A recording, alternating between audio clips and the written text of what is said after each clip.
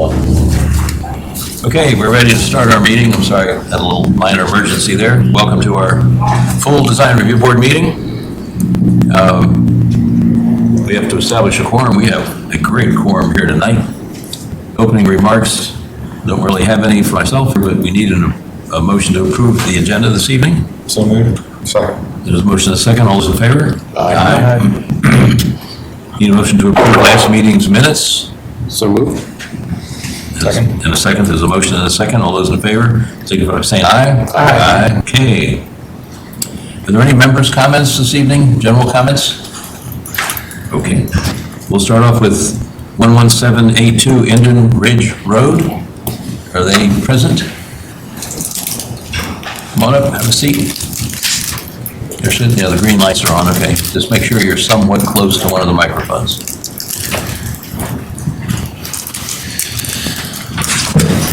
This is an appeal, and the way appeals work around here is an appeal to the decision that's made.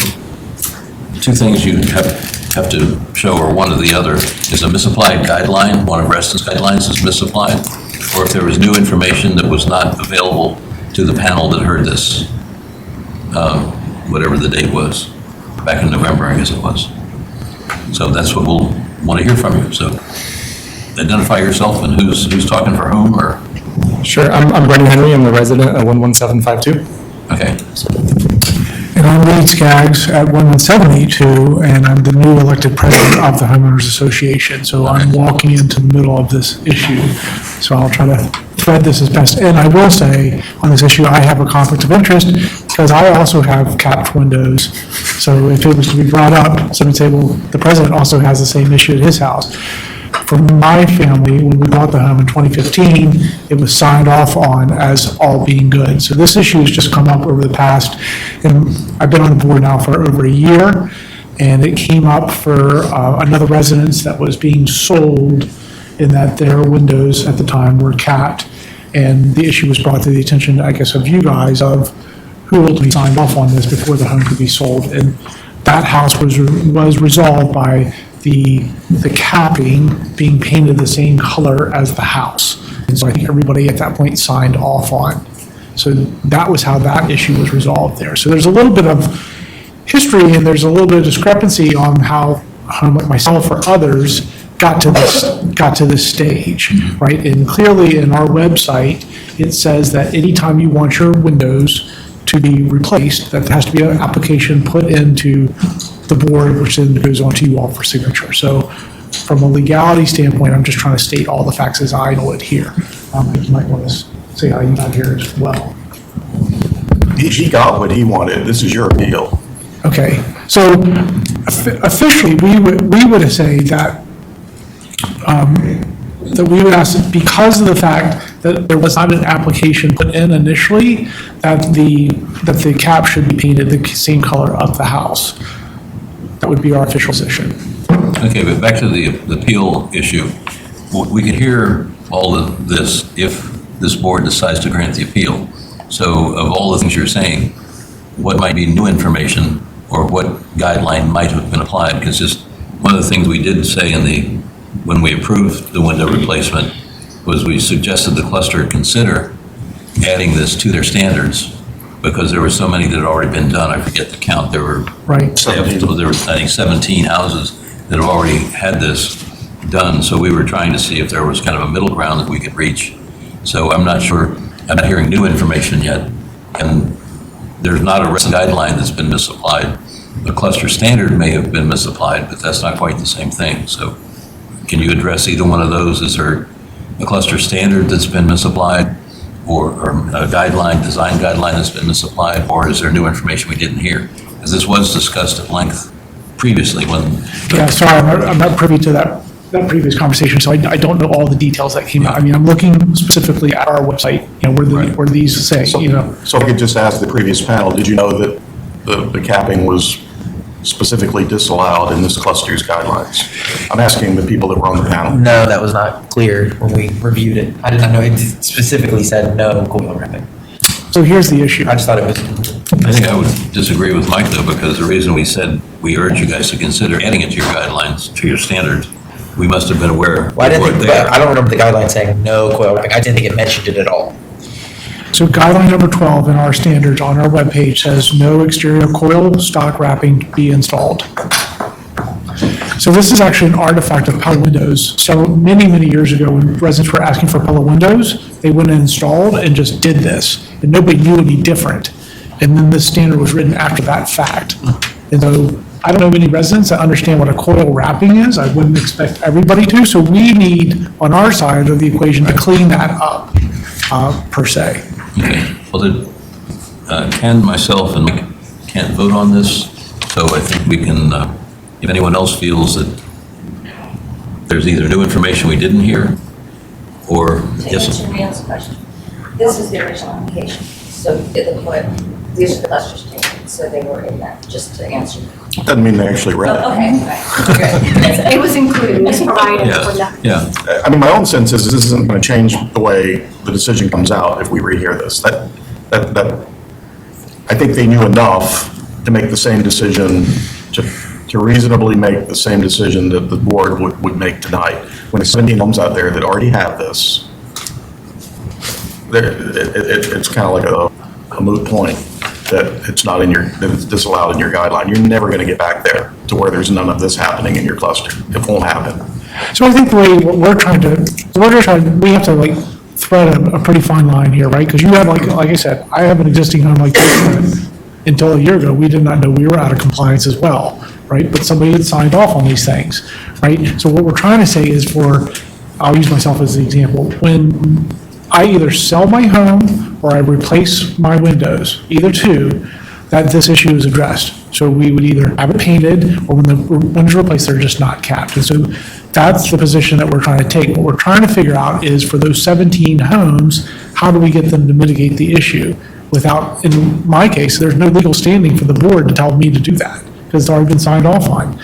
But in this case, we have a homeowner that has put in an application, and it was signed off on after the fact, is the way I understand it. So I think you are saying it's okay, just go ahead as is, right? I don't personally find it so objectionable that I think it's ruining your cluster that people are doing this, Okay, but it's your cluster. I just want your board, we don't like to not be in alignment with the cluster board. We want to be here sort of backing you guys up, 99% of the time. Sure. So this is not a good place to be. I just hope that the people on your board are really thinking clearly about your cluster and your ability to get back to the pristine condition of whenever it was built. It's not always practical to do that, I don't think. understood. And 17 is quite a number. It's over 10% or around It was 10%. about 18% on the street. I mean, yeah, that's right. if we were back to this being the third one or the second one.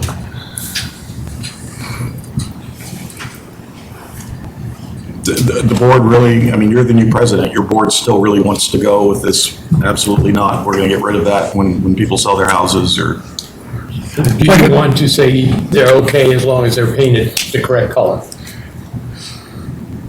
For those homes moving forward, so I'll just pick another home. If they were to say, I'm getting my windows replaced, we'd say, this is going to be, you can't do this issue. For those, the after the fact issue, I've asked for a standards committee to come in and really look at these guidelines, because I think they're a little bit, to the average person, they're not completely clear, right? So we're trying to at least stop it at this where we are now, so we don't have this issue going forward.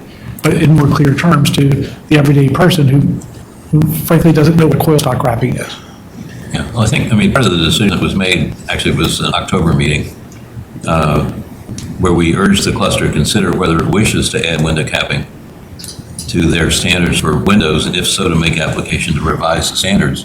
So I think we're kind of still there. Yep. That's, the decision was based, I think, on the fact there were so many already existing. I mean, if you got into and changed your standard to say you could do that since there's so many already, but you have to paint them to match whatever it is you want them to match. I think that's kind of what we were suggesting back in October, that Yeah. you guys need a way out of it, and that's, so I don't see new information that we weren't thinking about at the time. We had theoretically, whether we read them or not, we had the cluster standards. I don't recall anyone from the cluster coming in and talking about Are you by yourself? raising this issue.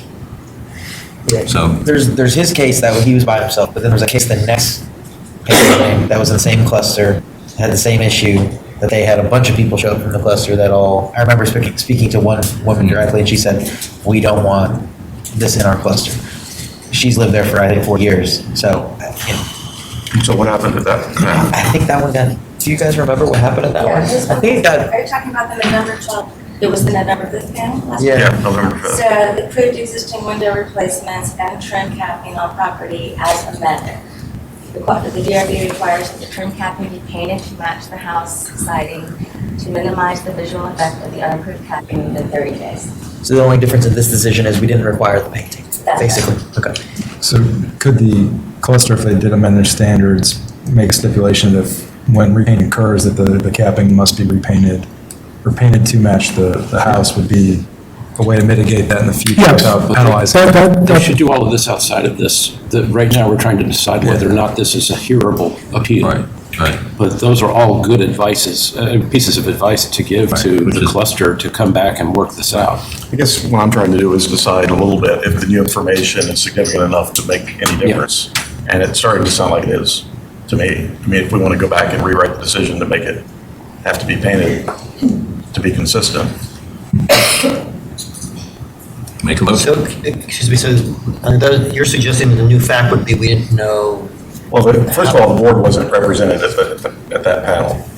And so they weren't highlighting their opposition. And, you know, I don't think the panel really was keyed in on it. I was just looking for the basis of the appeal, of proving the appeal. I think I think it is new information. It's What is the information? that the cluster board is this adamantly opposed, and that if it is approved, it should be painted the same color as the side slash. Did you put in the DRB request when you did the job, or was it after the fact? So I think that's the bigger hangup that the board, that my predecessor had, which was there was never a application put in the first place. This was after the fact. So there was nobody involved in the process in the first There's a place. signature of the president on the application. Yeah, at the October meeting, nobody showed up from the cluster, but there was a at-length email from Giannis, I believe his name was, Yeah. about there was going to be a meeting next week or 2 weeks after that with the main cluster discussing this contentious issue with all the panel, everybody that was part of the cluster that wanted to be. That decision then came in to us for the November meeting for that other house, which said we would accept painting. So I think then they appealed this decision, tried to get us to stay consistent and requested the trim be painted. So I make a motion to hear the appeal based on the fact that the cluster, subsequent to the decision, clarified that they want cladding to be painted the color of the house, which would be consistent with subsequent decisions this board has made. Second. Is there a motion and a second? Okay, Ken, myself, and Mike can't vote, so we'll call for vote. Those in favor of the motion signify by saying aye. Aye. Any opposed? Any abstentions? The three people named, okay? It passes. Now, I'd like to just make a motion that we approve the application with the stipulation that the quill stock be painted to match the siding color, similar to the November 5th panel decision. okay, and now anybody can vote on this one, correct? Okay, in that case, I'll second the motion. Now, let someone else second, please. Can we add to that we request the cluster to amend their regulations? Correct. So we're Painting in there. in the process of reestablishing our standards committee to look at our website documentation, clean up, clarify it. We should have first drafts by March. By the time we have our March meeting, we can bring that back to the board and to the community.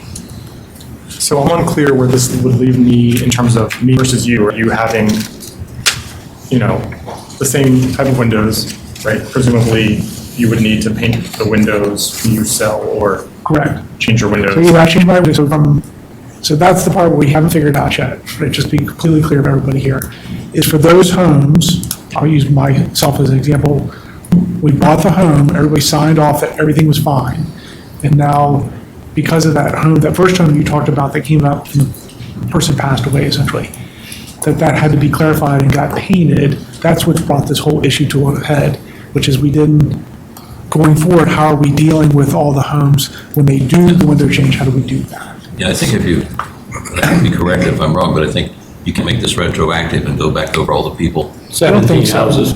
Yeah. But I think in your case, because the application wasn't put in, Well, it was put in. I mean, but after the fact. Sure.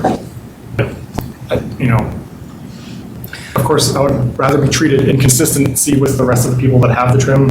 Who knows what this is going to end up like? Like, clearly, you guys are working towards. Correct.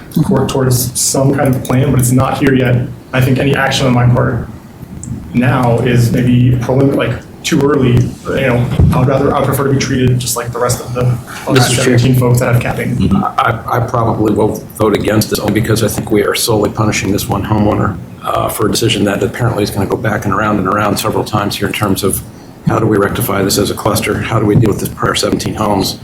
And we're purposely putting this individual on the spot for a decision that has to be made for all of the other homes. So I'm going to vote against this.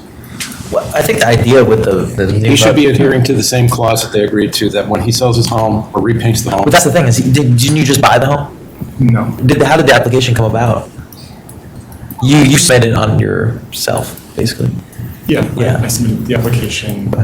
Yes. But your windows have been installed. Because I think the non-compliance work will come into compliance once people sell. I mean, that's the idea between I think we should be setting looking clear for standards. consistency.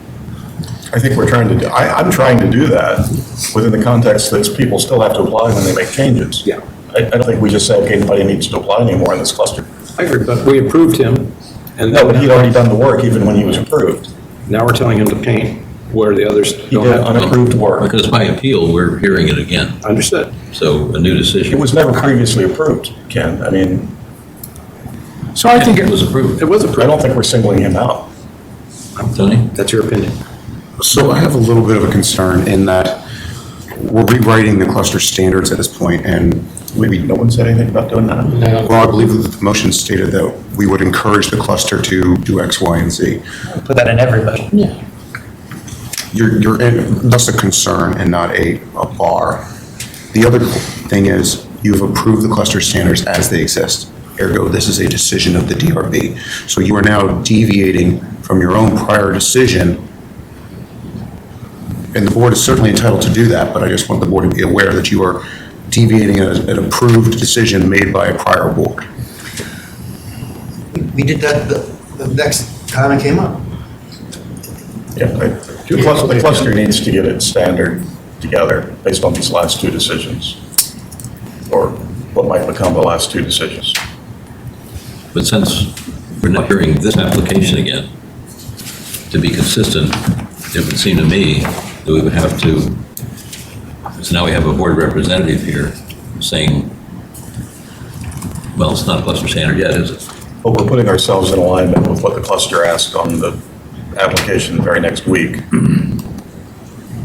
Well, I also don't think the cluster wants to make it a standard. They want to make it a Case like this. case-by-case exception, basically, for people. Let's say I'm a homeowner, I want to put new windows in. They don't want you to do capping still. That's a standard. But it's if you have existing capping, they want you to paint it to make it consistent. I don't think they don't want, you guys, am I misspeaking? No, that's where we have to decide. I mean, but back to our regulations say, before replacing windows or sliding glass doors, all residents are required to submit an application to RA as noted in the Reston design review process. What I'm hearing is that this application was done after the windows were installed. That's correct. And so then somebody brought it as we're in violation of the standards. No one brought it. What do you mean? Why did you put an application in For after you? the panel? Yeah. Yeah, you're right. Yanni. So somebody flagged it. I don't know, it's my Okay. understanding. So, I mean, what we have written here, I'm trying to thread the needle here appropriately to, what makes sense, because we want to have uniform standards across the cluster. I've got a little bit issue of people out of alignment to that. I've got to figure out how to help those homeowners do the right thing, either when they replace their windows or they sell the home. And I got a special case here that, it's kind of in this gray space. Well, it seems to me there are a couple of different issues here. Cluster standard is one issue. Second issue is the application before us that just got appealed, right? Right. And that was this gentleman with windows with the capping.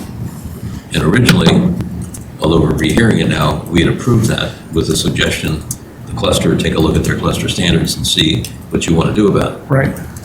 So on the one hand, I think we need to make a decision about what this gentleman did. And then whatever you do with your cluster standards is kind of your business and how you deal with that. Because Fair enough. as Tony points out, we're not rewriting your cluster standard. Right. We're not doing that. So I think,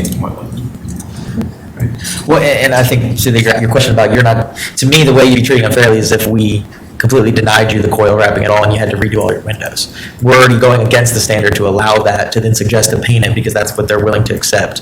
Which, Right. My only concern, and I'm fine with that, is just being, like, it doesn't seem like the decision of what the board is going to put into the cluster standards is like 100% solid, right? There still needs to be conversation, that's what I'm hearing. That's fair. And so I don't want to do anything. If you're approved by this board, you're done. Once this appeal's over, it's in writing.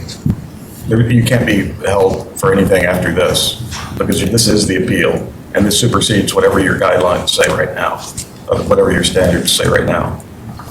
And will always supersede it, because you got approval at the board. There's no future possibility of you having trouble with this.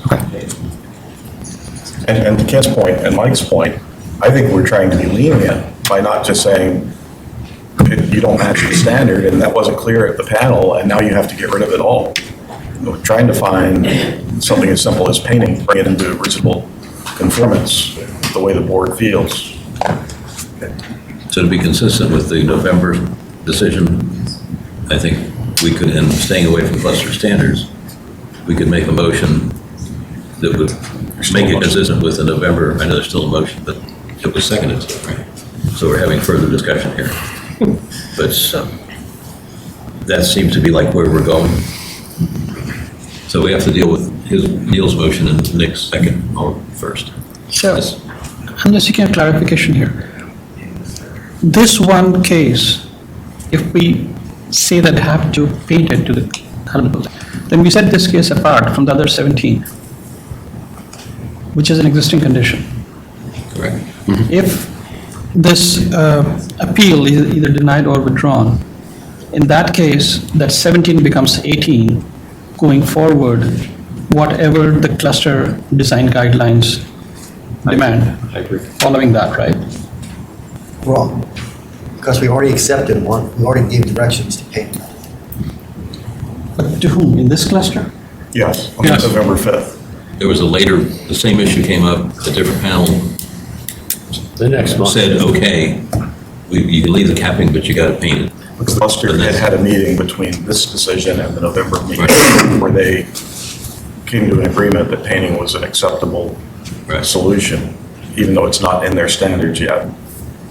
But I still say it should be. What I'm suggesting is to be consistent with the November decision, we make a similar decision tonight, that it's okay just to paint it. Forget the cluster standards. We can make that decision, which we did in November, which theoretically was going along with what the cluster was suggesting, was okay with them.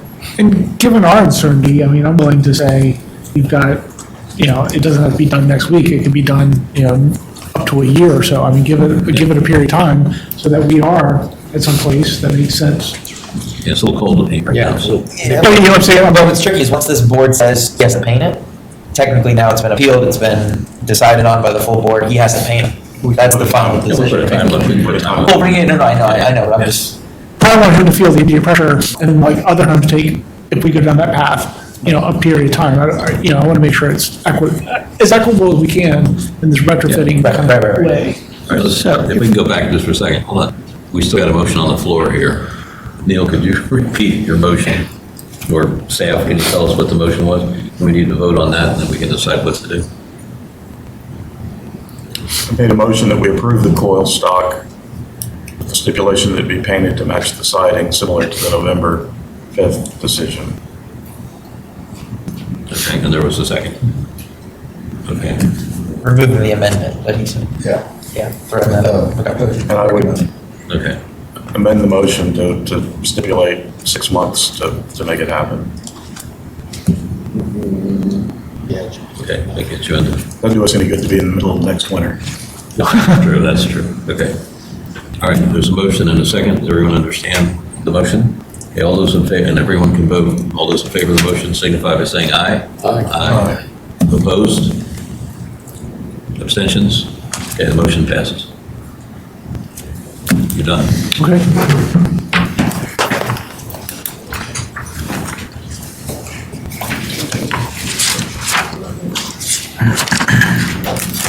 Okay, we're moving right along to Halyard Lane.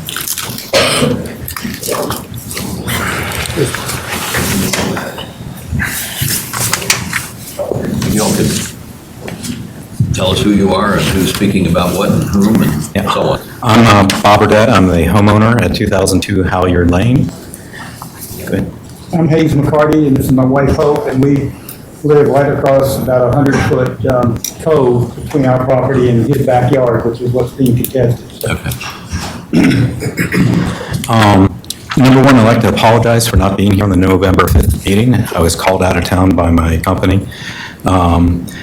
And after hearing your description of difference between review and a, what was the other term? Where's the,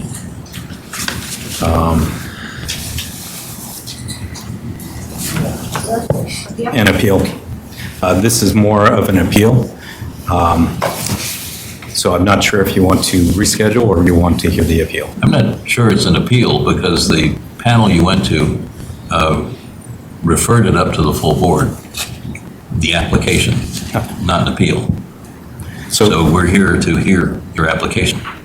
Because there was information that was not disclosed on the November 5th meeting. Well, then bring it up tonight. I did bring it tonight. Number one, the disapproval was due to non-compliance with RPA requirements, as it states in the minutes, November 5th. Okay. I have, based on a complaint that was given to Fairfax County, that they came out and inspected and found that that complaint was unfounded. I have a copy from their website, the complaint number, and their close date and their disposition. So they basically said it was not an impact to the RPA. What specifically was not an impact? The taking down the trees. Okay. They said that we had enough healthy trees and enough trees there that there was not an issue. Yeah, okay, just to be clear, I'm not sure everyone here is familiar with this, is I guess the panel that heard it, but my understanding is that there were a lot of trees removed without approval, and that was the basic reason behind it. Their staff went out, there were a lot of evidence that a lot of trees had been taken down, whereas I believe the application was to remove 2 trees, and more than 2 trees got removed. I think that's what the issue was. There were saplings removed and the trees were trimmed up. My neighbors can contest that the number of trees taken down was only those 2. Does anybody that was on the panel that referred this up here have anything to add to that? Yeah, I mean, what I was hoping, what I saw, there was the statement from the gentleman next door. He had pictures and proof of a bunch of trees that are, obviously that was part of that application I disapproved. This is a new application, so that information is no longer there. I think I read in here that that gentleman is in the hospital now. So that was where the decision came from when we disapproved the 2 tree removals, because we were provided evidence that there was at least, I think it was like 10 to 15 trees had been removed. And we didn't see any RPA approval at the time. There was no RPA approval provided to us at the time, which we took as that there was really not the proper steps taken when the trees were removed. Now, there were 2 trees removed in 2017 and 2 trees removed in 2019 for a total of 4 trees. The ones in 2017 was worked through Vern. Reston came out and also took pictures. And then in 2019, it was 2 trees taken down that were basically, the roots were rotting. I even have pictures of the root system to show that they were damaged. When you say 2 trees, you're not including the saplings you mentioned earlier? No, because when we moved in, the Reston guidelines were anything with a diameter less than 4.5 inches were considered, didn't require an application. And this is not a identified area, you say, on the plat for your house? It's not on the plat, and I can show you a copy of the plat. So I think that was the I was on that previous panel, just comparing pictures from then and now, it clearly wasn't as thick. I think the saplings, i.e. trees under 4 inches in diameter, probably added to the sense of vegetation. I referred it to the full board with the sense that the disconnect between the adjacent homeowner who's not here tonight and the applicant who wasn't here at that panel meeting was so great that it was always going to be contentious and we should put it to rest once and for all at this board. It's unfortunate that he's hurt and can't be here. His perspective is assuredly, for whatever reason, very different, making it somewhat difficult, I think, for the board to figure out what to believe. If Reston Association has no concerns on this property other than the 2 trees that were in that November application, then I think we can just proceed with I think difficult because the applicant, the affected party is not here, but we could, I don't know what else we're going to do, but let's just proceed with the application. There was a request before to submit a landscaping plan to replant some trees for the ones that were missing. I mean, we got kind of a problem here. You're saying only a couple of trees got taken down. The affected party is not here, said there were 10 to 20 trees taken down. Some of the photographs indicated that a lot of clearing had happened. So we're kind of wondering, how do we deal with this? Gentleman, Well, have your hand I'm up? just saying that I think I'm more affected than the quote-unquote affected party because 4 of the rooms of our house look straight across the cove into his property. I was there the entire day watching it go on, and I saw 2 trees removed that were larger trees, and the rest were very small trees, and there was a good bit of trimming that in my opinion was fine. And we look at it every day, and it's not an issue. So I'm here, my wife's here to basically attest to the fact that what they did was certainly, I'm on the application when he had the approval to RA to have this done, and my wife and I both signed it, and we watched it happen, and we were perfectly acceptable of what happened. So we're here to basically put that record, or put that on the record that we're in we also would be an affected party if it had gone awry, and it didn't. So I'm here to say that. Also, in the application that we did submit originally with the taking out the trees was a landscaping plan attached to it. Can we put that up on the screen? Sure. I can't find it. Yeah, but it wasn't part of our packet. Was, in fact, actually, let me get a better copy that was attached to these. Because the application, when it was sent over, it was too big. And so we had to send it over in multiple pieces.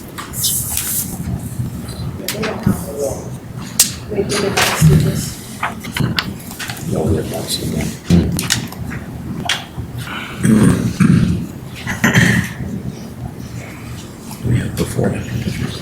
Is that shown last time? If you scroll down in the application, there's the old pub photos from 2017. I guess that was, because I remember the old application. I don't see it in here because I was trying to find it. It was RA put in the panel review that they agreed that there was more than 2 trees taken out. That I don't see it in here. I see the affected party statement, but I remember I can't. Do you guys archive the old panel stuff?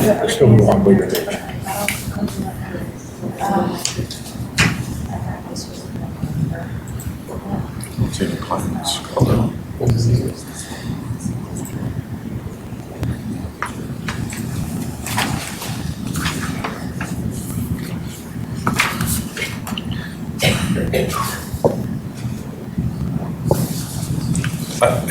I don't think we have enough information to make a decision. We need to see where the trees are that are coming out, and we need to see what's proposed for current landscaping. So I would make a motion that we defer this to next month's full board and ask for a clear landscape plan of trees coming out and what's proposed to go back in. Next month, 2 months. That'll be March. It may have to be delayed because I'm having back surgery and I'm going to be out for a while. Just 3 months, 4 months? They said they could set about 6 to 8 weeks. We just leave it the minute he reapplies, but within 6 months or something like that. Sure. Good with that. I mean, just so I'm clear on it, what you're saying, those are the two trees, Those are the two trees, yes. and nothing else except some scrub and some small, whatever, And small caliber trees were taken out. Yep, and you can see that the trees were limbed up. And the house, White House that's right up in the far corner, you can see the reflection of this, their house. For what it's worth, I believe the ordinance allows pruning and removals of trees under 6 inches. I know it's different from what RA's guidelines are, but it's not, to me, it doesn't seem like it's that extreme of a removal. I also find the recommendation of plant 10 new trees in there kind of troubling, is that they're not going to do anything. There's so much mature canopy. Where would you put? Yeah, you damage the existing trees if we mandated that, so. Can you talk a little louder? I'm sorry, if additional trees were planted, they would probably do more harm than good with the existing root systems there, so I don't find that as a proper mitigation that was suggested.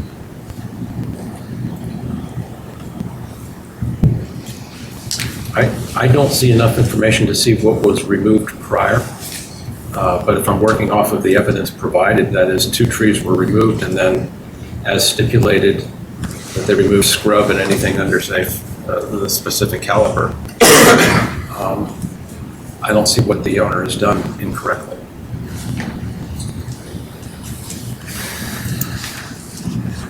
This process hasn't played out the way it should. We haven't had the homeowner and the affected party in the room at the same time. Yep.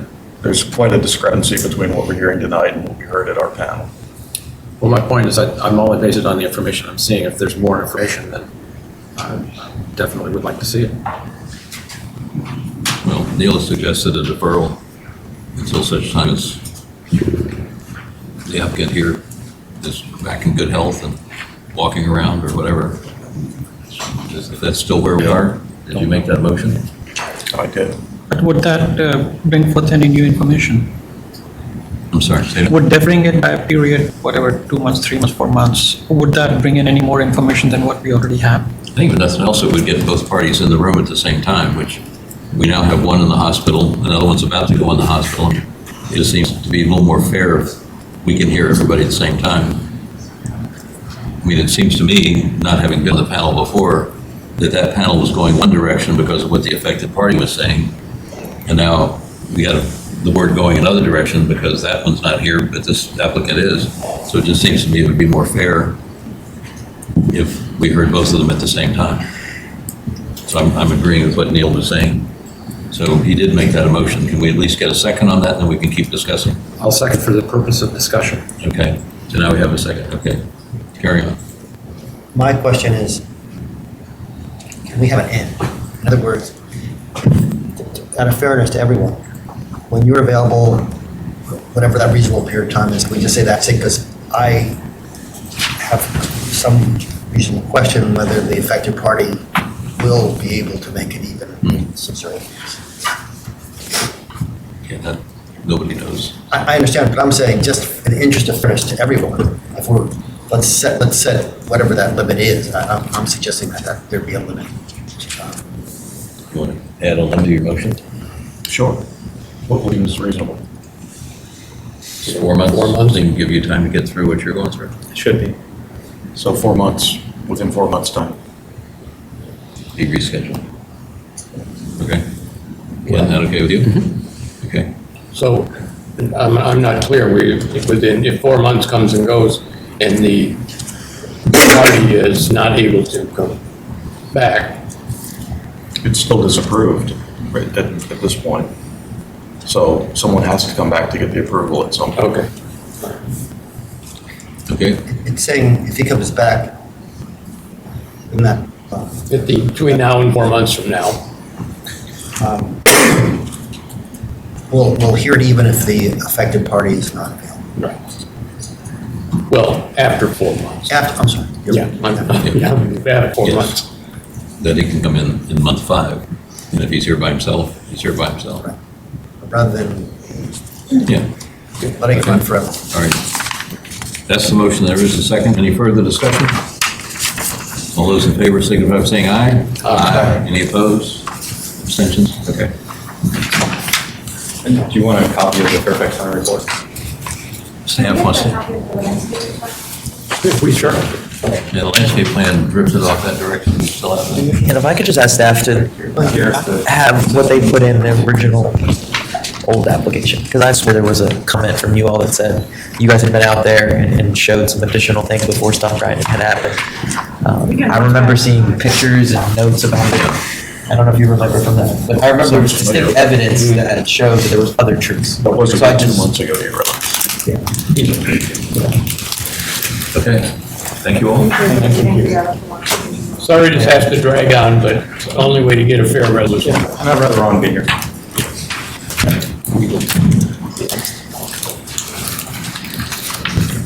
But we were gonna take a half-hour break, but I guess we'll listen to sunrise, not sunrise. My bad, my bad. We're done, right?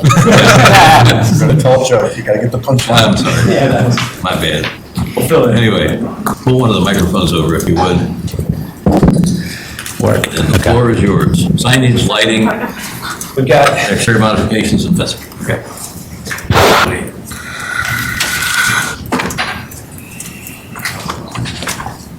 Where do you want to start? Signage?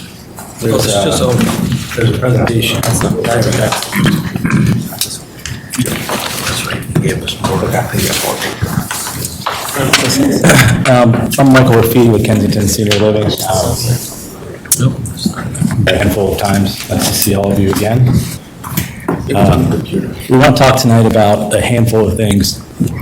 We are about 6 months under construction. We hope to be complete around August or so.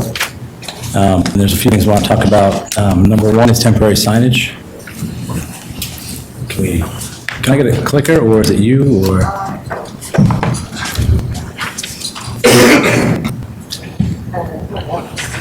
Maybe. Work.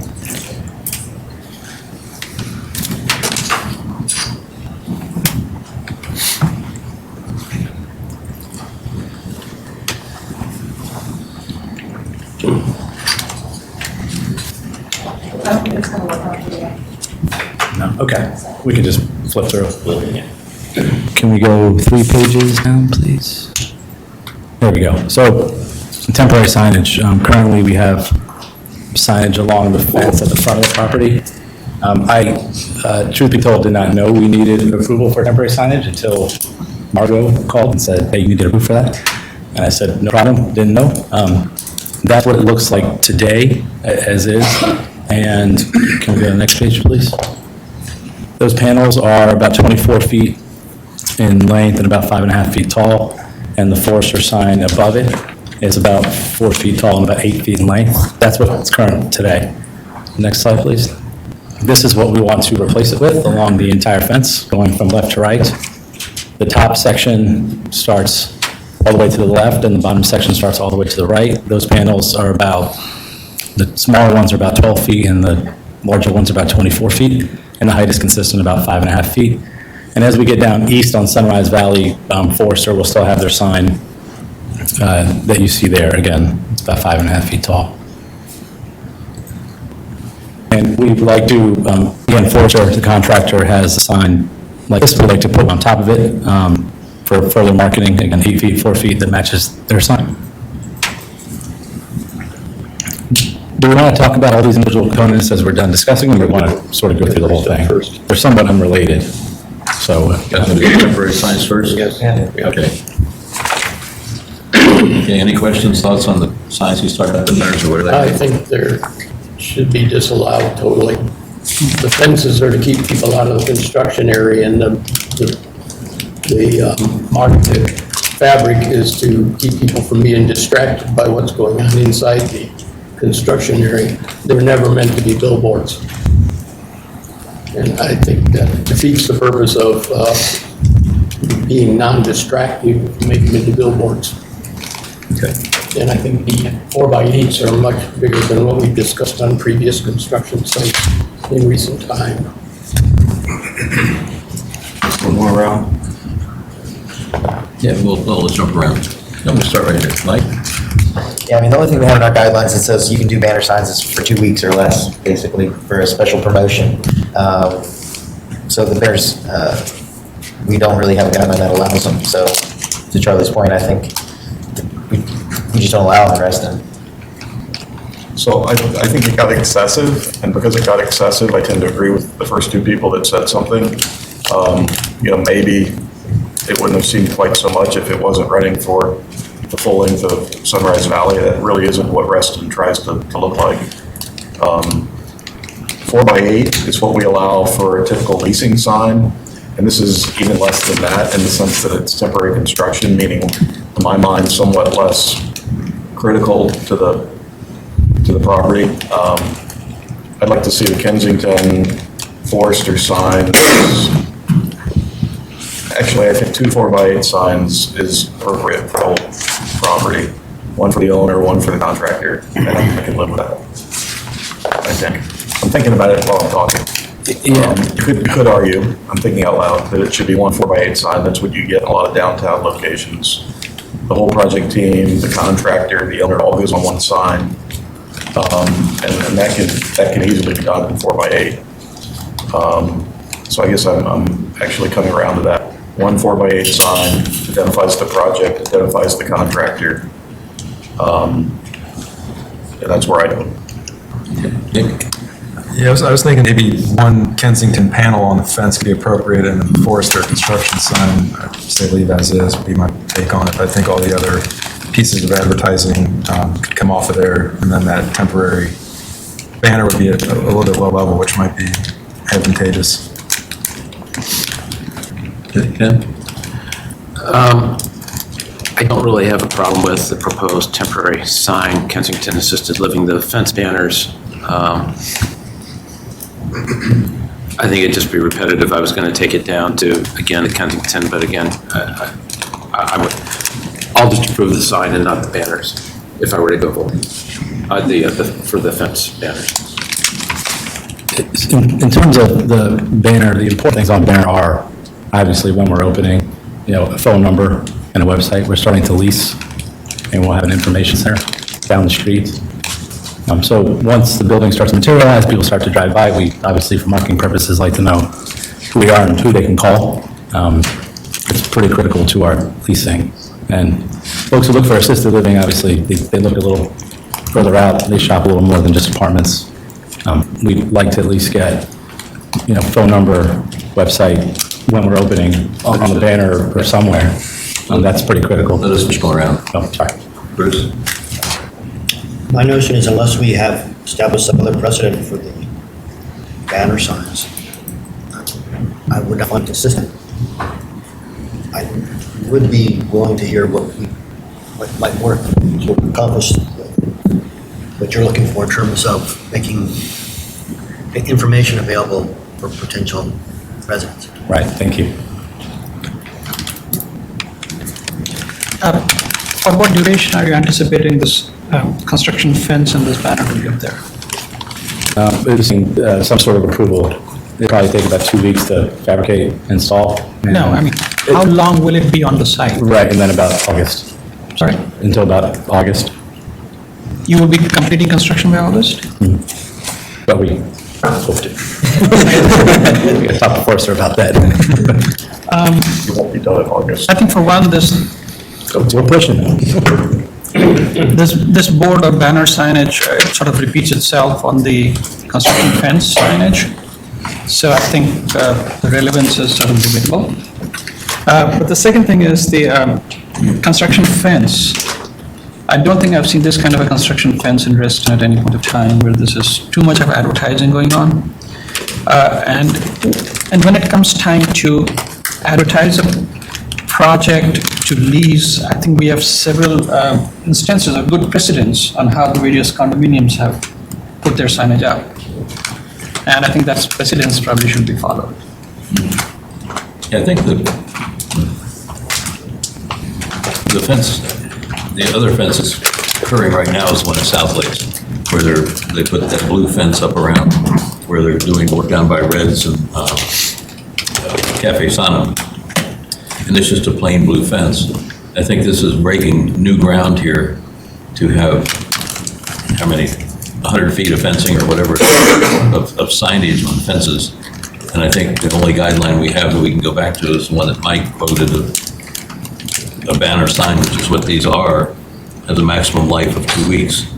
I don't think that's what you're looking for. I think Reston just basically doesn't do signs, and this is just way over anything we've approved before.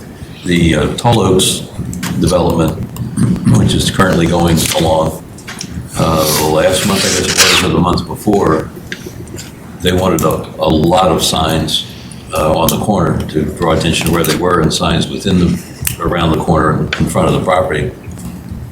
They managed to boil it down to, as I recall, 2 4x8 signs as it was. I think so. Because they have 2 different developers. One's doing the buildings, the homes, and one's doing the commercial part of it.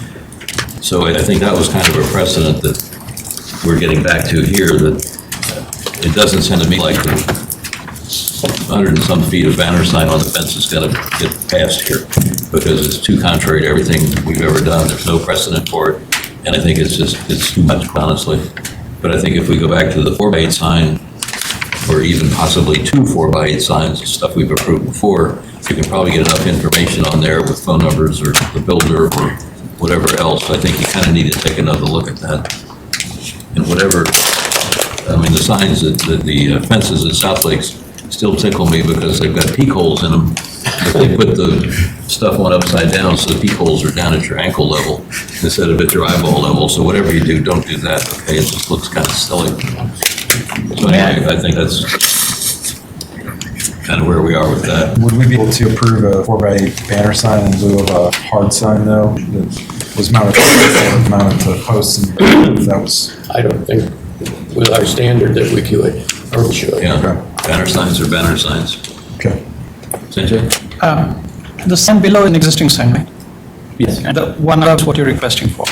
The one below was not approved either, it just happens to be existing. Right, it's there today, and so it's there today, but we're here asking, I like although the 2 4x8s is a good compromise. Yeah, I think it's big enough to get some more Maybe it's information. one in the contract, it's one. Right. So either, I propose that either it be one sign which has all the information like me this projecting, or if they're asking for another sign, then that be lowered and put in parallel next to the existing sign as opposed to being on top of the existing sign. Well, the application is showing they're adding the Kensington sign on top of this Forester sign, and I think that's what we're looking at now. So I think if we wanted to approve that, that's fair. I think it says Forester, right? it says Forester, but I think if I'm hearing that Kensington is going to get 1 8x4, I would tell Forester their sign's gone and try to get all of our information, because I don't think we'll be able to get phone number, website legible On the 4x8 sign. with our logo and everything. That's a 4x8 right there. No information, you get your choice. Yeah. Well, then I guess if, for example, we have a motion that disapproves the banner signs, and I guess that sign, and suggest you go back and redesign it with the information you want to put on it, I think that's kind of where we're headed. Is that a motion, Richard? I'll make that a motion. I make a motion to disapprove the signage package for the temporary signs as presented, and include, I guess, an approval that you can have 2 4-foot by 8-foot signs in a similar location which you present there, but if you want to add more information to it, that's part of the motion that we would expect you to come back with 2 4x8 signs with more information on it. So the motion, is there a second? I'll second. There's a motion and a second. Any further discussion? So we have to come back? Yeah, because we went to see the design, but I think the problem also with this is it's creating like a billboard, a mini billboard, where typically we require 12 inches maximum off the ground.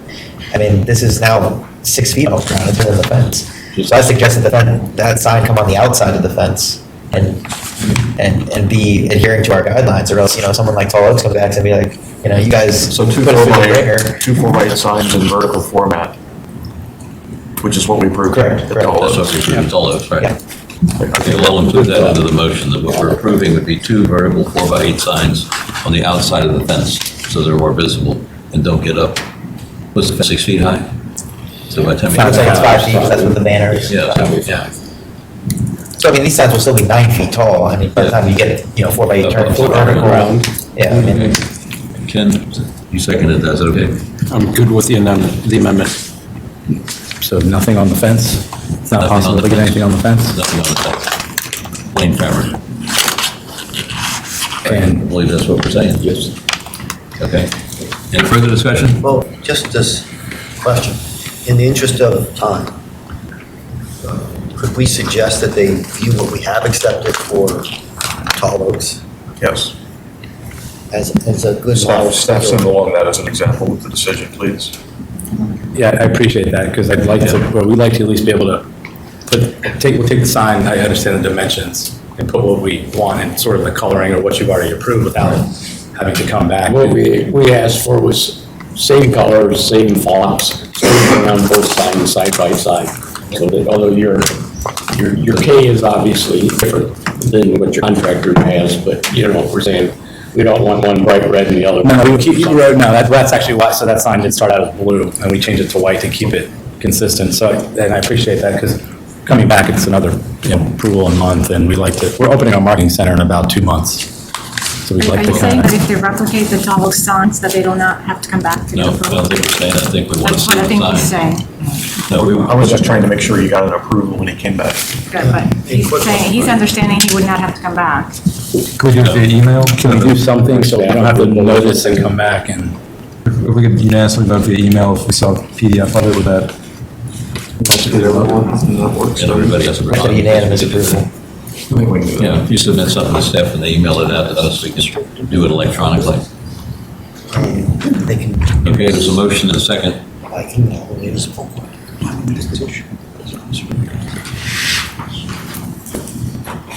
Any further discussion? Okay, all those in favor signify by saying aye. Aye. Aye. Any opposed? Abstentions? Okay. Monument sign. This is what was previously approved, but the design board had a few comments. Number one was just the height to less than or equal to 6 feet maintained proportion, and the sublettering should go on one line. Yep, go down to the next one. We actually came up with this, and about a week ago or so, we decided that, and I think the board would appreciate this, change to this also to remove the word "the." It's probably a better change. And then remove the gold bar above "the." And then right size the logo and Kensington. So to be more consistent with that temporary sign, the logo that you had here, basically has no Yeah, bar yeah, of that, yeah. to be consistent with that temporary sign. Yeah, so remove Do you the, have a picture of what this would look like? Or- I did, It's like the temporary sign, it just has no. But you don't show us in your application? no, I just note the changes down below. We didn't have time to make them, but I assume we were removing things from the sign? Well, you got to respace when you do that. Right, and then I say right size the logo and the wording. Obviously, it can't get too big, the sign behind it's only so long. The canvas behind it's not changing, the size. I think the K would move down a little bit when you eliminate. Right, the K would move down. See your side by side right here. It might get a little bigger or something. It's different. 20% bigger, potentially. No things. This was smaller, it's 5'10", it's 6'3". Yeah. But it's not Kensington Place anymore. They got rid of boutique, that's a plus. We heard that one loud and clear. Okay, any further discussion on the monument sign? Make a motion to approve the monument sign. There's a motion, is there a second? With the changes we're talking about, hopefully. Yeah. Thank you. There's a second, Nick, did you second? Yeah. Nick seconded that. Any further discussion? Okay, all those in favor signify by saying aye. Aye. Any opposed? Okay, abstentions? No. Okay, other signage. Previously, scroll down, please. Previously, we approved these signs. I think Neil made a good point at the last meeting that we had these, that you might not want to slap the loading sign on your big, beautiful building, and we heard that. So we have some changes. We'd like to take the wayfinding signage also. If you scroll down, those were existing approved. And the next one. The signs on the left are for the 3 guest parking spaces out front of the building. We pulled them up. They were originally a couple feet, and we pulled them up to about 5 feet, so someone can actually see them over their car. The sign to the right, the sign to the right is a garage parking sign, just a low sign, about 1.5 feet off the ground. It's two-sided to catch cars inside the property going both ways, not in Sunrise Valley. And the loading sign off the building and a small sign in front of the loading area, about 1.5 feet off ground. Beautiful. Except they all grew by about 50%. Every sign is They're still pretty. much larger than it was. 2-foot signs. Stay consistent with the next sign, the clearance signs. Just change the color. Yeah. So the left one left is for the garage, make sure big vehicles don't run into the top. And Clearance got lower. Sorry? So the clearance got lower. Well, It went from 10 to 9. So it's updated. We just wanted to make sure people didn't test it. Yeah. We've had that issue. Some lower pipes. Yeah, yeah. So that's for other wayfinding and exterior signage. Anyone have any questions, thoughts about this? I'll make a motion to approve the wayfinding signage. There's a motion and a second. Okay, any further discussion? All those in favor signify by saying aye. Aye. Any opposed? Abstentions? Okay. Exterior lighting, this was the originally approved package. Option 2 was approved, which was the Hinckley brand, Hinckley Shelter brand, and we'd like to make a change to that. We scroll down. And then next one. We'd like to change the wall sconces from the Hinckley Shelter brand to this Maker brand on the left. That's a similar looking sconce. Everywhere where you see the yellow tag. We'd like to add a pendant in the middle to put a share at the front. We don't know how much of that you'll actually see. You probably see a few inches of it. We do need to make sure there's clearance underneath, but we would raise it enough, obviously, to make sure we could get large cars and vehicles underneath. And next, please. Around the back of the building, we keep the fixture consistent. And the one area light outside to light the free parking spaces is the lone light on site. We'd like to make that change too, to keep consistent with the family of lights. That's the one change for. And what is the light source, LED? Yeah. Mine is to comment on the color and temperature. I do. Yeah, I couldn't read what it said. I haven't seen it anywhere. Do you know what the color temperature of the lamps is likely to be? I do not. So we'd like to keep it at 3,000 or less. And that's important. Can I ask a question about the exterior lighting? Yeah. Absolutely. It's all being recorded, so you got to get near microphone. Okay. Little Pate 2027 Approach Lane in the Weathersfield cluster, right across from the Kensington building. Those exterior lights, I guess it's the east side, the back side lights are going to be right in front of my home. And my concern, and I expressed it to Michael, was what the brightness was going to be. I don't know or understand the whole lumens thing, but nothing in that plan showed or gave me any indication of how bright those lights were going to be. So I guess my concern or suggestion is, can something be put in writing to say that, they're dim or would only be on at certain times, or, something to that effect for the sake of the folks on Approach Lane? What is the plan for these lights? I mean, in terms of timing, are they going to be on from dusk to dawn? I don't think they'd be on 24 hours a day. We could set a timer, off at 10 and on at, I'm not sure exactly. We could work with it in terms of timing. I mean, our folks are now partying on the patio. Don't we have a standard clause that says that we have the option to come out and review for brightness if it's, so Okay. if there's an issue, then you talk to the RA and somebody could come out and agree or disagree. We can also ask for photometric now. On the sconces. We estimate it's the distance between your house and About 100, I want to say 100 feet. It'll say how far. Isn't it 100 feet, something like that? It's pretty standard. It's about 100 feet. I don't know why you couldn't do a photometric on it if we wanted it to prove that the light isn't so bright at the property limit. One of the things that caused a concern is with the Lincoln across the street from the first part, the lights that they put in front are just ridiculously bright in our estimation. So I just wanted to make sure, hopefully, that there's nothing like that on the Kensington building. I understand the suggestion. If once it's built and we adhere to 3,000, and once it's built, if there's an issue. Well, the 3,000 isn't a measure of brightness, it's a measure of color. Okay. So instead of being blue-white, that's up into 5,000, 7,000, this would be more of a yellow. Is there a way to regulate the brightness in terms of putting something in writing. For this fixture, you're gonna have this long telescoping bulb. Right. You're not gonna be able to find anything very bright. I mean, Right. it's gonna always be, It's not really as long as there. you're staying at 3,000 Kelvin, the lumens are probably gonna follow, where they're gonna be pretty minimal. The big thing I'm worried about is the downlight. There's a big 8x16 downlight on the side of the building there. It's shooting down, it looks like it's sheltered down. I don't really have there's not a good, Which light are you? spec sheet on it, the pack light that you have I'm looking at the rear elevation, it's the purple kind of square designated light. Yeah, that's above the stairwell. That was Correct. approved. That was approved last time. That's not changing. Yeah, so as long as we recommend that those all lights are consistent color, I think that's fine. And if you add at the end, we always get the thing that we reserve the right to go out and look at it. If it's too bright at the end, if you think it's too bright, talk to staff. We'll go out and take a look, and if we agree, then it's got to get So it can't changed. be reviewed after? Right. Okay, great. Thank you very much for that. I appreciate Just so you know, we didn't have anything to do with what's across the street from you. it. Okay, It thanks, was Ray. not under our purview. Okay, thank you. So there's no change in the quantity of lights? The only additional light is the pendant in the portico share, which, again, we're not sure how much that's going to be. They won't care. The only other thing I saw was that the pathway lighting, you didn't have an alternate for it. That was the one that was approved last time. Right, but it doesn't really coordinate with the new one you picked. Uh, So you guys kind of almost went back to option one from last mission. So I'd almost suggest you go to the path light option one to kind of better correspond, because you kind of have these bronze.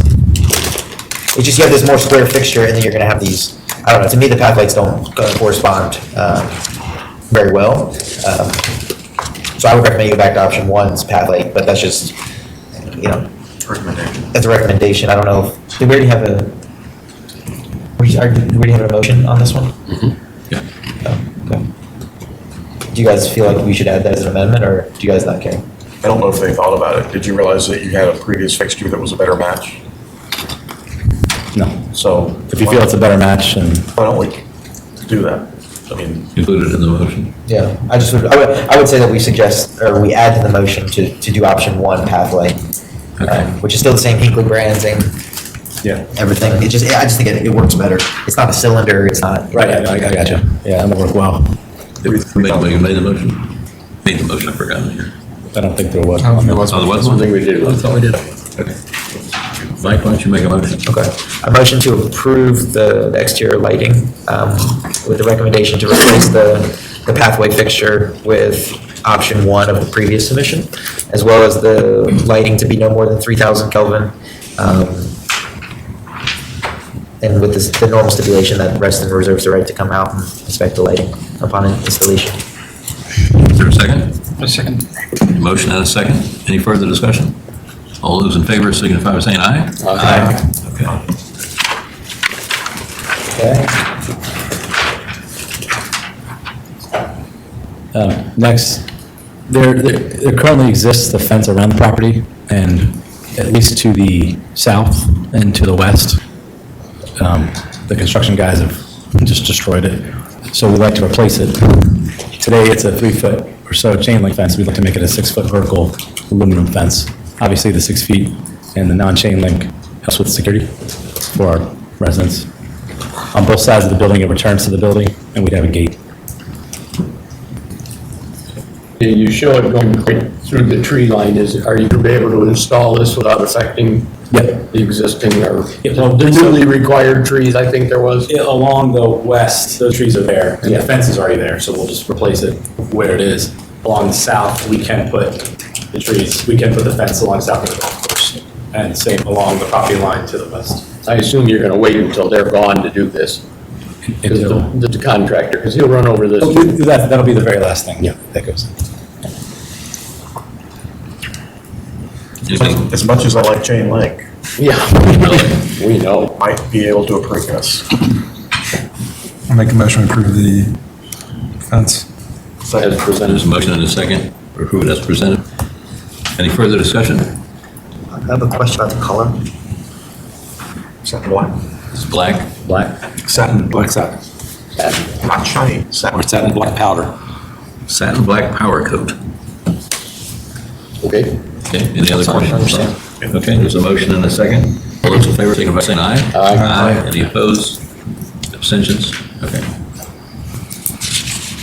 And then the building zone, The approval for the building was a ledge stone, brand Eldorado stone, mountain ledge, color walnut ridge. And the next page, please. We look at it again, we have really big, heavy sample, which makes 80% of the top and 20% of the bottom. The goal is to get some of the rectangular shapes and then at the bottom get some of the non-rectangular shapes, probably about 80-20 in terms of the split. But this is really heavy. This is something that we would look to do. We would minimize the ground to either dry stack or quarter-inch ground. For the places of the exterior where we show snow, including the monument. So what's driving this decision? Just look, at least from our mind. I don't think it looks better. I like dry stack look, I like more rectangular, more ashlar. I don't, nothing I know about that bottom right photo, nothing. Can we reduce it to about 10%? Make some self. I mean, what you're showing with the sample, is that what you're proposing, or is that what you're proposing? Neither. That's what I'm confused about. So this is the top, and we would mix this in with, again. When you say top, where at? Sorry, so it's that stone in the building. Wherever the stone is on the building, we would mix the picture on the top right about 80% with the picture on the bottom right about 20%. And with about a quarter-inch or no grout would be both. I just don't follow how it works. Construction-wise, like, how does it, I mean, Eldorado is a whole veneer, that's a stacking system that interlocks. Stick them out and place them.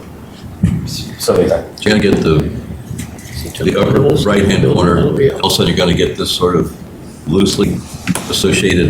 in about 20% of it. But is that like all at the top, or you get No, these no, little sort of scattered. mixed up looking things all through? Scattered. Now, that sounds horrible. No.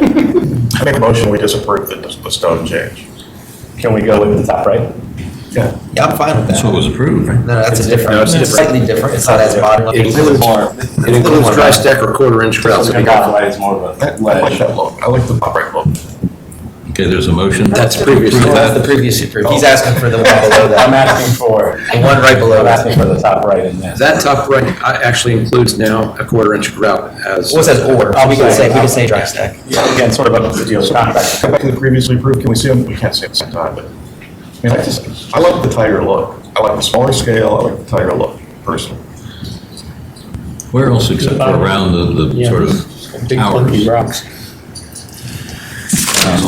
Here. Kind of a couple of the columns in the back. But the first page of the presentation has. But on the main, The first page. it only occurs once on the front facade. Yeah, there's a couple like column looking things on the back. It occurs like 4 times on the front. Right. In the west elevation. One there, some there. I think it looks better when it's smaller and rubblier. I don't like I don't need some. So we're thinking on the big surface, so it looks a little better with the bigger panel. Yeah, I'm doing a project right now with the small stuff, and I like it, so I know what I like. There is a motion. Is there a second on the motion to disapprove the change in the stone? That's the motion. Is there a second to that? I'll second it. Okay, there's a motion, a second. Is there any further discussion? Can we go back to that one just real quick? Yeah, but I'm okay with the new rough cut dry stack. Basically, the top right dry stack, no grout. It's just bigger stones, I think is the. That's true. I think that like this big. It's either like the west elevation. Keep it residential. There goes the- Just looking at the next one now. Yeah, the top right. Yeah, but you can't tell from that, that doesn't mean anything. The rendering hasn't changed, just showing where, an example of where it would be. But the goal is obviously to get, for us at least, more of the top right. So, definitely stay dry stack, we don't want to see a whole bunch of grout showing up. Agreed. If you say or quarter-inch, no, absolutely not. I still don't see how it improves the look. I like the finer texture. How about the color? Color seems fine, I don't have an Yeah, issue. I thought it was okay. What do you What have- was previously approved is, pardon me, was slightly more rightian in the sense that it has more vertical to it and it's flatter looking. Horizontal. It's more horizontal. These are large More vertical to it. Yeah, whatever. That direction. But What do you I mean, I estimate can would live- be I the can live size with of the that. larger pieces? I'm sorry? What do you estimate would be the size of the This is larger a pretty good pieces? sample of the rough cut. So no bigger than this? I see. This is I don't know about, bigger, but this is a pretty good example. Massive. I know what you can end up with for masons using pieces that big, and it's not always good. I think it requires a lot more care to mix that stuff in and have it still look good. This is not a decision that's going to cost us less money by any means. We It's understand just that. bigger pieces is down. I don't see it. Can we keep an option and do a mock-up and make a decision in the field? I'm fine with that. Probably won't work for this board, but Well, it's always the proof, though. could we make it in the field? So leave the option for the original and then that is. Or we could have you out and help us make it. It's fun looking at mock-up panels. I think that's a great way to go. It's hard to make. Maybe you're not making a good presentation and it'll actually be beautiful.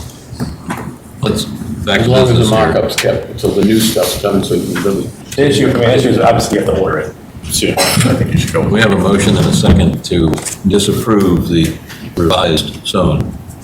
Okay, any further discussion on that? To disapprove that, go back to where we start. Okay, all those in favor of that motion to disapprove that signify by saying aye. Aye. Any opposed? Opposed. 2 opposed. So the disapproval carries. Is it You're back possible? to square one. Is it possible for that just top right? It just got disapproved. Well, the proposal was both mixed. If there's another motion, in other words, that combination got disapproved. Is there another motion possibly to just approve the top right dry stack?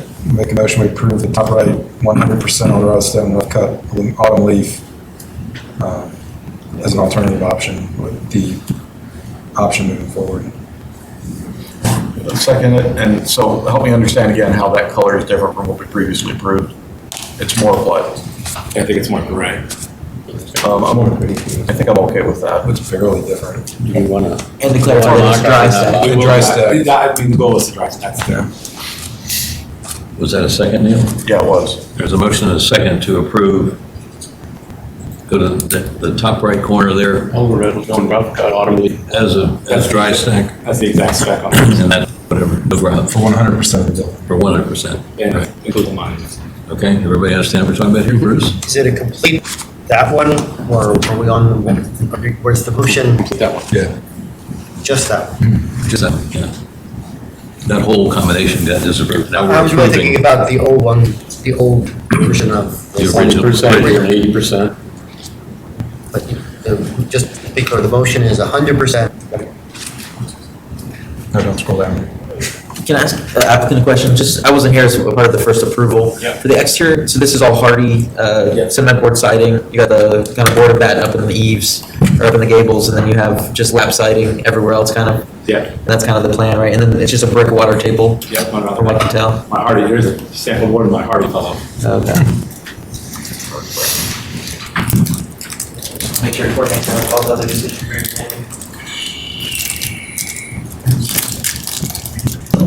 Like I said. Yeah. You have to go forward and read. Yeah.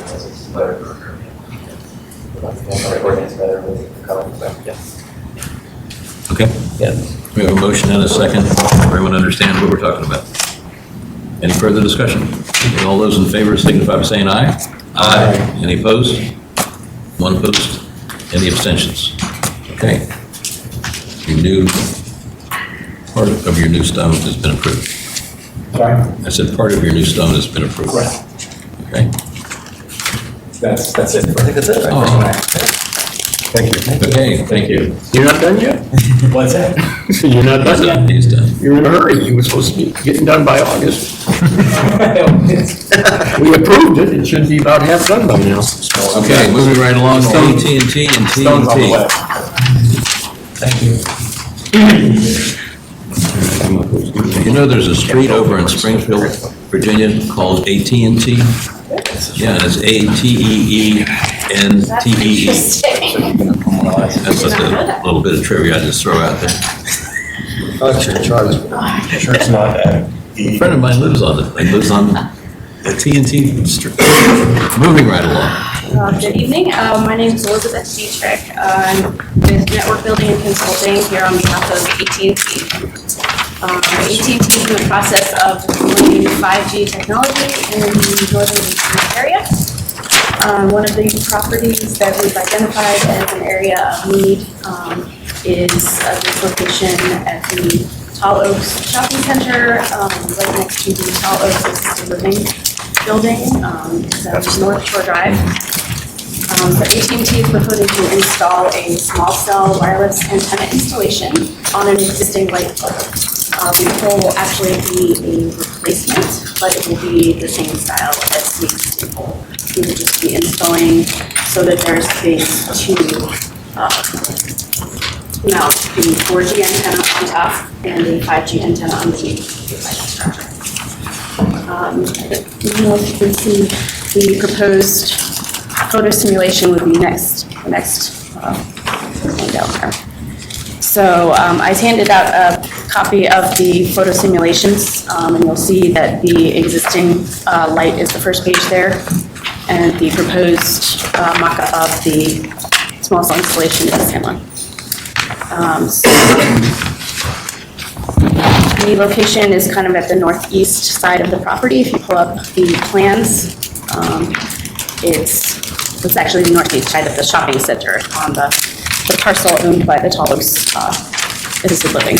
So we've been working with them as the landlord. Is it on the Tall Oaks buildings? Yes, it is on. It's on their private property. So we've been working with them on leasing matters, and they have also approved the design as it's consistent with the existing lighting on the property.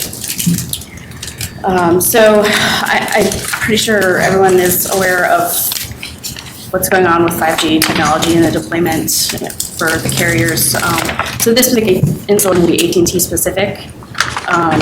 These installations are small, so we only have space for AT&T's antennas on there. There'll be 4G on top, as I said, and 5G underneath the lights. They need to be installed in areas of high population where larger installations cannot reach.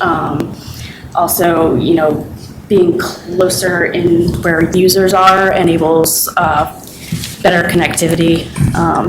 And really with the 5G, we're setting up for the future of, smart cars, smart devices being able to operate in the area. So mainly we try to deploy in the right of way, but in areas where we can't reach the right of way, we need to deploy on private properties. And this landlord has been willing to work with us on that.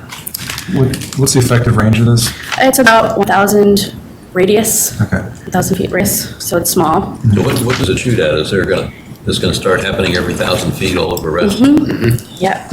Yep, like I said, though, it's mainly in the right of way, so. Get ready. Where's the next one going, do you know? There are hundreds of them, hundreds of thousands. This came out a few months ago for us to be considering, because yes, they will be having these sessions a lot. Yeah. The big problem is there's nothing in the, Reston doesn't have any right-of-way lights. Yes, so that is. It's all usually private property, They're right? going to get a lot of Yes. yes. So that is one of the challenges in this area is finding landlords that are, willing to work on leasing with the carriers. So in lieu of a traditional cell tower, because there's no traditional cell towers Yes. in this area that service it, these are needed Yes, to exactly. coverage? Right. Okay. So instead of one big, large range cell tower, we need multiple small installations. But the around. 5G technology will be installed on the large cell towers too, in those areas where it's applicable? Exactly, Okay. yep. So those aren't going away, but we need more little ones to augment the network. Got it. Can I ask, I have 3 questions. Sure. Why not mount these on top of buildings? We can mount them on top of buildings. The coverage height is around 30 feet that they're aiming for to get the optimal coverage and reach the end user's cell phone. So for this building, obviously, it's very tall, but some of the existing North Point Shopping Center, South Lakes, they're all only 20 feet tall. Yes. Conceivably, we hopefully can get these up there rather than on lights. Yes, and they're trying to do both. But, when we're talking about mounting on rooftops, that's another aesthetic challenge. Well, normally they'll be behind a parapet, so it'll be fine. Right. Well, they're not, if they're behind the parapet, they're not going to get the RF coverage that the. That driverless car needs to work. And then my second question is, why is the light moving? Why is it moving? The light is on not, the other side? the light is not says it moving. is. I know this picture is a little bit deceiving. The light will stay the exact same height, and we will install a pole that will now allow the Looking at If you site look on the plans. elevation drawing page. No, site plan C1, you have the existing light on this side of the island, and now it's moving over on the other side, and I just was Yes. curious to why. Yes, I apologize for And now that. it's not over the I- parking spots. I meant to address that. The light pole will be moving approximately 10 feet to the northeast there, and that is because the parking lot is being, the landowner intends to redevelop the parking lot. So I believe that was their desired placement. So the drawings that showed the exposed conduits and all that won't happen? If Where's you're that? pouring a new foundation, I assume the conduits will all be encased in the new foundation? Yes, everything will be encased in a new. What about this? foundation. I assume that's the electric meter sitting next to it? Yes, there will be a separate meter and disconnect that's needed because AT&T will have separate power coming in, not coming from the property owner's building. So So it will be the, a separate pole slightly to the side of the proposed new pole. So if you look in the Yeah, second my concern position. is that's kind of precedent setting. Will the Virginia Power not allow that to be put in vault underground? We originally had talked about adding all these things that they should be underground and not have 300 little 4x4s with an electric meter sitting up. I can't really address that specifically because I think that that's the utility company asking us to put it there. And AT&T. The meter is the problem. Yeah. Yeah, the pole's fine, especially when I find that the conduits are all going to be encased. Yes. The sketch that showed the conduits coming up around the outside. So let's ask, to make that very clear, 3C2, detail 3C2 is not accurate?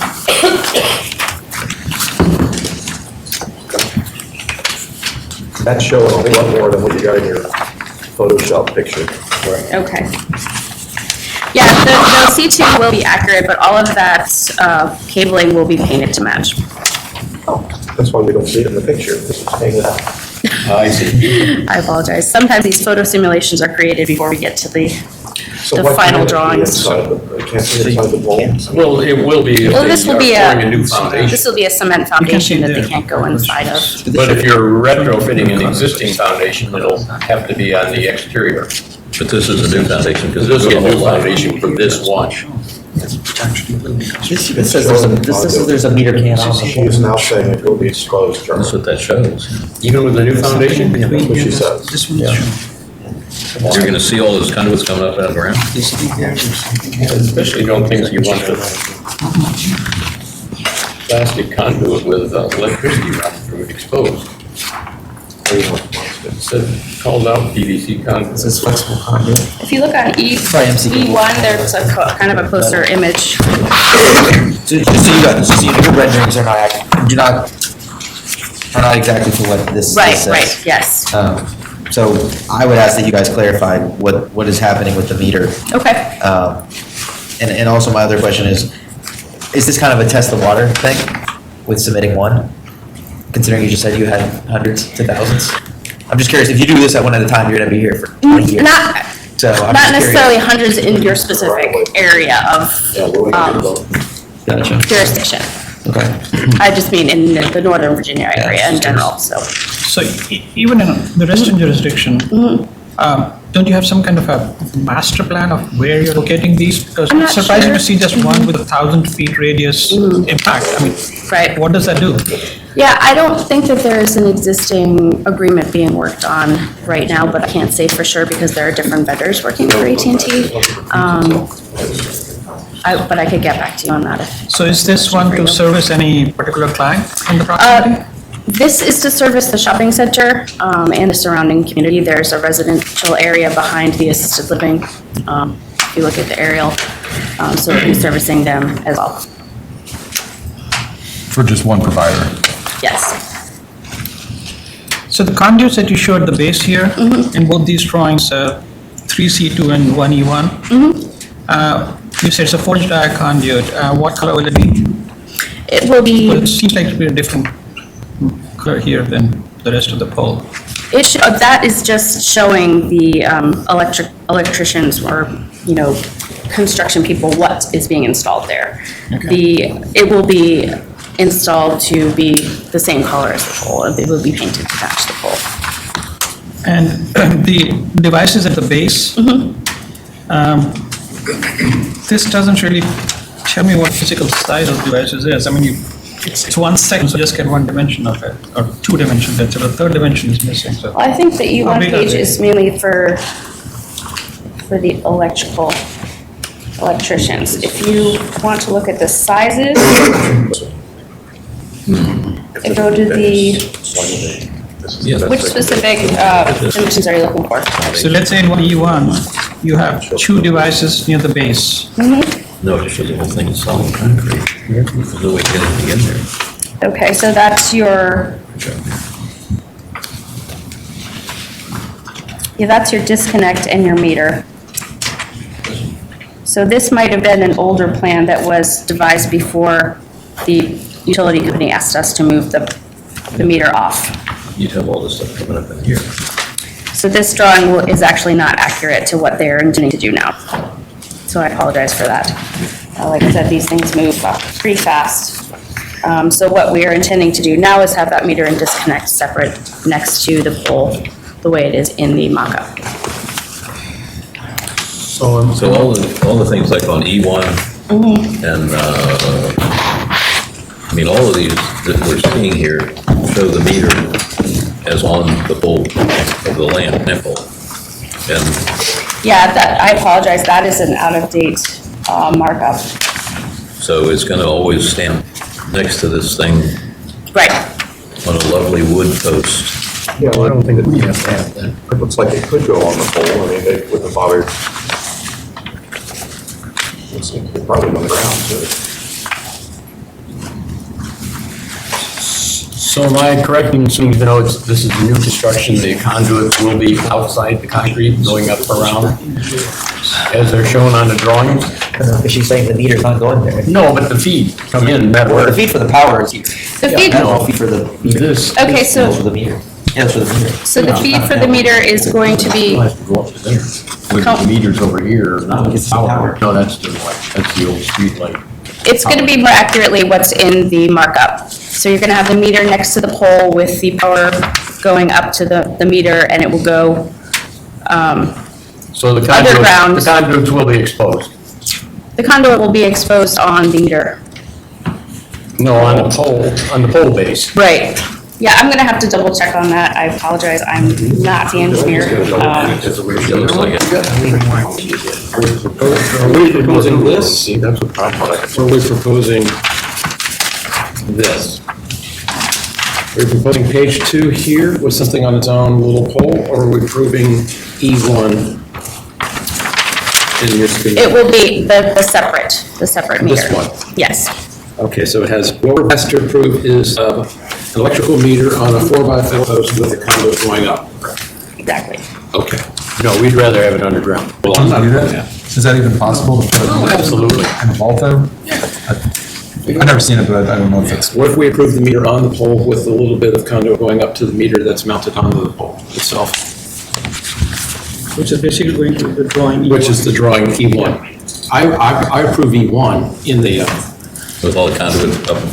yeah, the meter goes up about 4 feet and there's conduit on The the reason side. you have concrete at the base of the pole is to protect the light pole from car bumpers and lawnmowers and all that kind of stuff. Right. You need a plastic conduit coming up the face of concrete. The green meter won't get that? It's gonna be ruined in 6 months.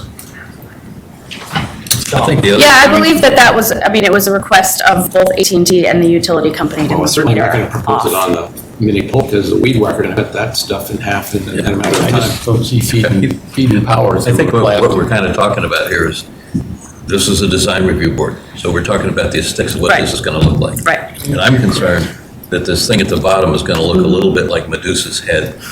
Okay, and Understand. that worries me. Right. That's one. Two is, I think to having just a bare wood, if we end up having to have the meter next to it, I agree with Ken and some other people, I like it on the pole. If it has to set by itself, I think it has to have a better designed base, like a metal post or something, Okay. instead I can- of the wood. I mean, the wood is just, it's gonna look like it's just a weekend warrior. So if we did a It's metal, gonna look temporary. so if we did a metal post that would be sympathetic to the pole, As in cut in match. color? As in match. Right. That's my second choice. Okay. My first choice would be to go with your E1 on the Okay. pole but get all the conduits into the concrete. So you've got a Yeah. couple of things coming up out of the concrete, or they go right up the pole. I mean, wherever they go. I would have to check on that, and I can absolutely do that, but I But don't I think think from the state that, point of view, that's what we're talking about. We don't want this thing, and if there are Right. going to be hundreds of them or thousands of them, we want them to be well-designed, and it's Right. not just business as usual, and this is what the Public Facilities Manual Right. says, and you can do all this, we don't care about conduit, we care about conduit. right, We care what it's going to look like. Long-term. Yeah, long-term. Sure, And particularly this is absolutely. sort of cheap-looking meter installation. So I think we Chair- need to do a little more investigating on what can be done with it. Right. In a perfect world, I think we'd all like to see that underground and nothing but the pole with the Right. silly can on the top. yeah, absolutely, we There's a would, new Disney thing out called The Mandalorian. It's a great show, okay? And there's a robot in there whose head looks just like this. Okay, and it spins around and it shoots stuff out. And Yeah, I my hope this kids like doesn't that. happen here. But I think from an aesthetic point of view, I think those are the points we're looking at. Okay. Meter needs to be on the pole. The conduit has to come up from within, so you get all this scraggly looking Medusa stuff happening at the Yeah. bottom. And then, I don't know, I think we can buy the rest of it. You know, I think I it's think okay. there will be instances where the conduit, if they're going to use an existing foundation. yeah, what I'm thinking is that there's a specific reason why, like, we're doing pre-poured foundations. Yeah. That is what I'm thinking was the reason for And the I change. think that's inevitable, and there's probably not much you can do Yeah. about it. But if you're pouring a new foundation where they're moving this pole, certainly the conduits would come up through the concrete. You've got 3 or 4 2 conduits into a 4-inch aluminum pole. But it probably won't come out in the pole. The It can conduit has to certainly come out. Come out the top of that. So we're okay with that, just not snaking up the Yeah, not floor. snaking. It can fit in the pole, does need to, because it does still go from the meter, doesn't it go from the meter up to the stuff up top anyway? That's So what if Yeah, that will be It in won't be the in conduit, it'll But if just it be can fit at the wire. top of the pole, why can't it fit below the meter? I mean, it's the same stuff. Just put a I mean, you can't make some of the voltages, but they could, I mean, you can see if we put the conduits, I don't see a problem with it.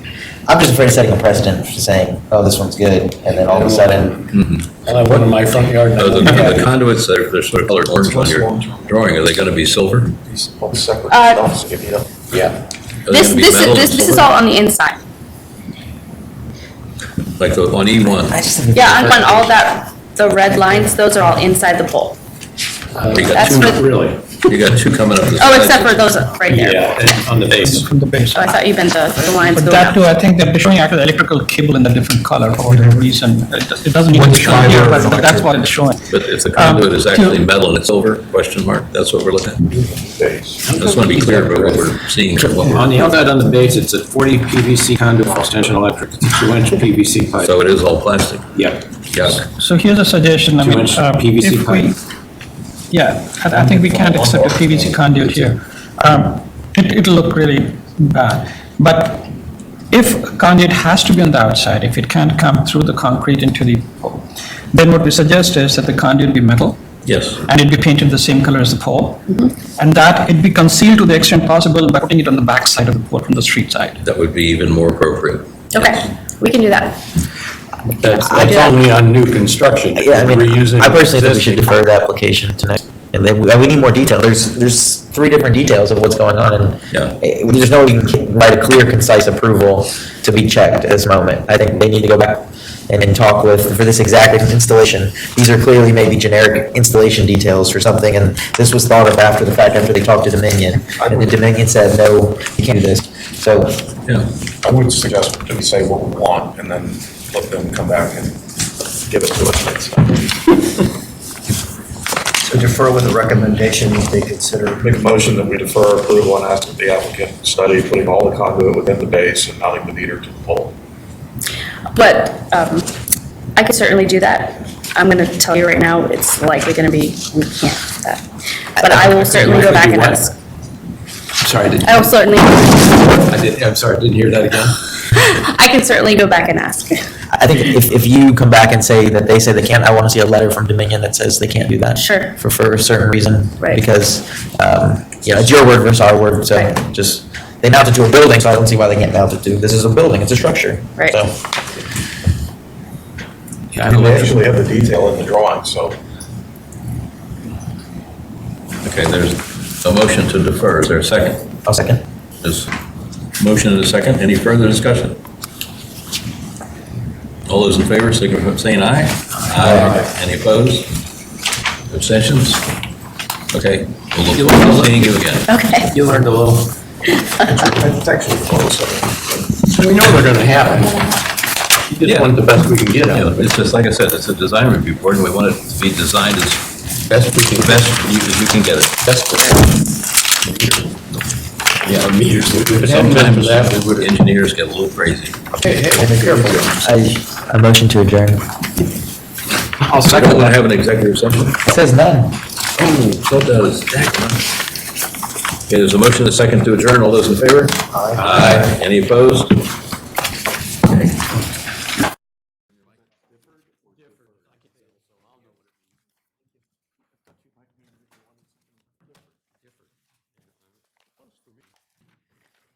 Spelling was never my forte.